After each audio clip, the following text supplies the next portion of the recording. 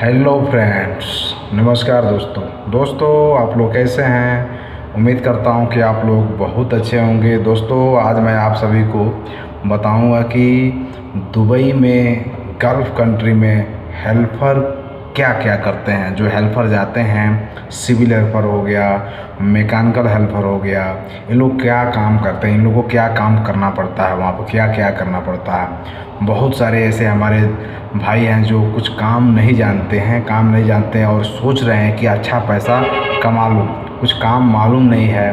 बहुत ऐसे हमारे इंडिया में ऐसे बहुत सारे ऐसे दोस्त हैं हमारे जो पढ़ाई कर लिए हैं, पढ़ाई करके बैठे हुए हैं, गवर्नमेंट जॉब नहीं लग रहा है और कम पढ़ाई किए हैं और सोच रहे हैं कि अच्छा पैसा कमाऊं, कुछ काम नहीं सीखे हैं। तो उन लोगों के लिए मैं आज बताऊंगा कि गल्फ़ में हेल्पर का काम क्या क्या होता है। दोस्तों चलिए बताता हूँ। बताने से पहले छोटा रिक्वेस्ट है आप सभी से, चैनल को सब्सक्राइब कर लीजिएगा और नोटिफिकेशन ऑन कर लीजिएगा। तो चलिए दोस्तों बताता हूँ हेल्पर क्या क्या करते हैं दुबई में, कुवैत में, यानी गल्फ़ कंट्री में।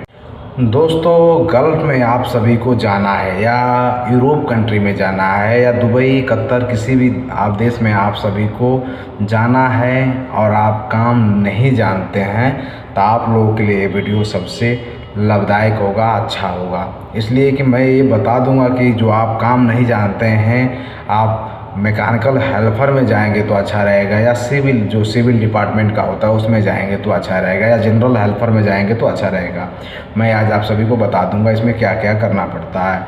तो दोस्तों अगर आप लोग इंडिया से हैं, अगर आप लोग नेपाल से हैं, तो आप लोग अगर कुछ काम नहीं जानते हैं, हेल्पर में जाना चाहते हैं, तो मैं आप लोगों को डिफरेंस बता दूंगा कि मैकेनिकल हेल्पर में क्या करना पड़ता है, सिविल हेल्पर में क्या करना पड़ता है। और दोस्तों सबसे पहले आप सभी से मैं रिक्वेस्ट करूंगा, जो भाई इंडिया से जाना चाहते हैं वो मैकेनिकल हेल्पर में ही किसी भी कंट्री में जाएं और उनको कुछ काम मालूम नहीं है तो। और दोस्तों मैकेनिकल हेल्पर में अगर आप चले जाते हैं कुवैत या दुबई या किसी भी कंट्री में, तो आप लोग मान लीजिए कुछ काम नहीं जानते हैं तो आप लोगों को किसी डिपार्टमेंट के साथ, जैसे इलेक्ट्रीशियन, एसी मैकेनिक, किसी के साथ आपको रह के उनके साथ मिलके काम करना पड़ता है। वो जो बोलेंगे कोई उनका टूल्स जो है, टूल्स लेके आप लोगों को जाना पड़ेगा, उनके साथ रहना पड़ेगा। या आप लोगों को इलेक्ट्रीशियन के साथ रहेंगे तो केबल खींचना पड़ेगा।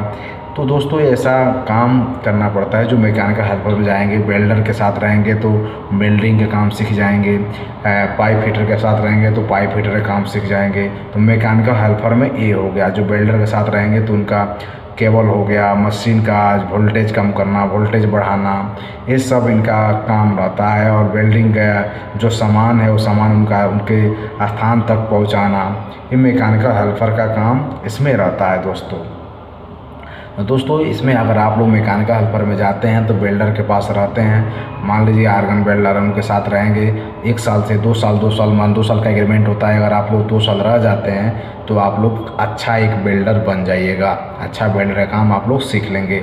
अगर आप पाइप फिटर के साथ रहते हैं 2 साल लगातार तो आप पाइप फिटर का काम सीख लेंगे। और इलेक्ट्रीशियन के साथ रहते हैं तो इलेक्ट्रीशियन का काम आप लोग सीख लेंगे। तो आप लोगों को मैकेनिकल हेल्पर में जाएंगे तो साथ में सैलरी उसमें थोड़ा ज़्यादा ही मिलता है और आप लोग अच्छा से अच्छा काम भी सीख लेंगे। दोस्तों अब बात करते हैं सिविल में हेल्पर रहते हैं उनको क्या क्या करना पड़ता है। जो सिविल डिपार्टमेंट में हेल्पर का काम करते हैं उनको गल्फ़ में क्या क्या करना पड़ता है। दोस्तों जो सिविल डिपार्टमेंट में हेल्पर रहते हैं उनको बहुत ज़्यादा मेहनत करना पड़ता है। उनको अगर स्टील फिटर के साथ डाल दिया जाए तो स्टील फिटर के साथ उनको मान लीजिए उनका सामान भी तो लेके जाना ही पड़ता है, बट उनका सामान तो उतना कुछ होता नहीं है। लेकिन मान लीजिए स्टील वो लोग बोले उठाने के लिए तो कितना मेहनत पड़ेगा, बहुत ज़्यादा मेहनत पड़ेगा। बंदा सोच के भी नहीं गया होगा कि इतना हमको गल्फ़ में मेहनत पड़ेगा। और एजेंट के चक्कर में, जो गाँव में एजेंट घूमते हैं बाइक से, उनके चक्कर में वो फंस के स्टील फिटर या के हेल्पर में वो लोग वही भेज दिया कि उनको तुम वहाँ जाके तुमको पोस्ट आगे बढ़ जाएगा। तुम जाके वहाँ पे सेफ्टी ऑफिसर के साथ में काम करोगे, तुम वहाँ जाके स्टोर कीपर बन जाओगे, तुम वहाँ जाके हेल्पर में जाओगे, तुम्हारा ट्रेड चेंज हो जाएगा। ऐसे बोल के बहुत सारे ऐसे गांव में जो एजेंट है वो गल्फ कंट्री में भेज देते हैं बहुत सारे ऐसे बंदे को। लेकिन उसमें मान लीजिए 100 आदमी गया हेल्पर में, जिसमें 5 आदमी का ट्रेड हो सकता है कि चेंज हो जाता है, लेकिन 95 आदमी का ट्रेड चेंज नहीं होता है। तो दोस्तों अगर आप लोग सिविल हेल्पर में मान लीजिए मेसन के साथ, जो मेसन होता है, मेसन के साथ अगर उनको लग गया तो वहाँ ब्रिक कितना केजी को होता है आप लोगों को मालूम है। जो वहाँ का ब्लॉक आता है, होलो ब्रिक आता है, होलो ब्रिक आता है, मथरुस ब्लॉक आता है।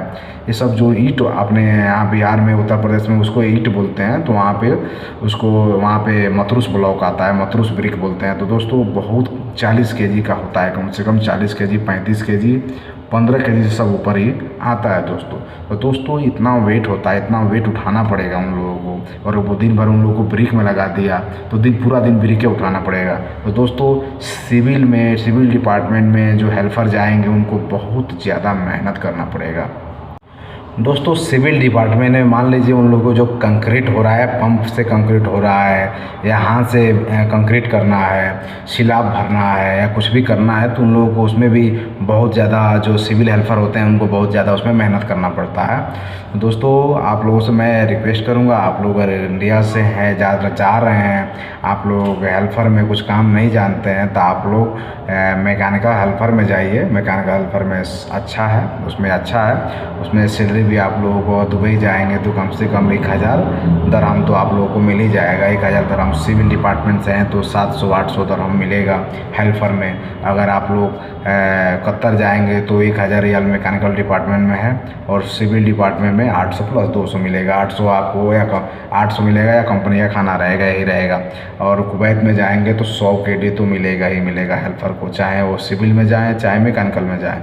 लेकिन हो जाता है काम में डिफरेंस, काम में डिफरेंस यही होगा, सैलरी लगभग में बराबर रहेगा, लेकिन काम में डिफरेंस यही होगा कि ज़्यादा मेहनत करना पड़ेगा सिविल वाले को, मैकेनिकल वाले को कम मेहनत करना पड़ेगा। तो यही डिफरेंस है। हेल्पर में बहुत सारा काम करना पड़ता है, वो लोग जो बोल देगा वो आप लोग को करना पड़ेगा। इसलिए कि आप लोग हेल्पर में गए हैं तो सब काम लगभग में करना पड़ता है। और जो इंडिया से मैकेनिकल हेल्पर से टेस्ट मार के जाते हैं, मैकेनिकल हेल्पर का टेस्ट होता है, वो जाएंगे तो उनको मैकेनिकल में ही कहीं काम मिलेगा, चाहे वो इलेक्ट्रिशियन के पास मिले, चाहे वो पाइप फिटर के पास मिले, चाहे वो किधर भी मिले, उनको मैकेनिकल जॉब ही मिलेगा। तो दोस्तों ये रहा हेल्पर लोगों का, जो सिविल हेल्पर है, मैकेनिकल हेल्पर है, उनका डिफरेंस और उनका काम। तो दोस्तों आप सभी को ये वीडियो कैसा लगा? आप सभी को अगर अच्छा लगा हो तो प्लीज़ चैनल को सब्सक्राइब कर लीजिएगा, और दोस्तों वीडियो को लाइक शेयर ज़रूर कीजिएगा।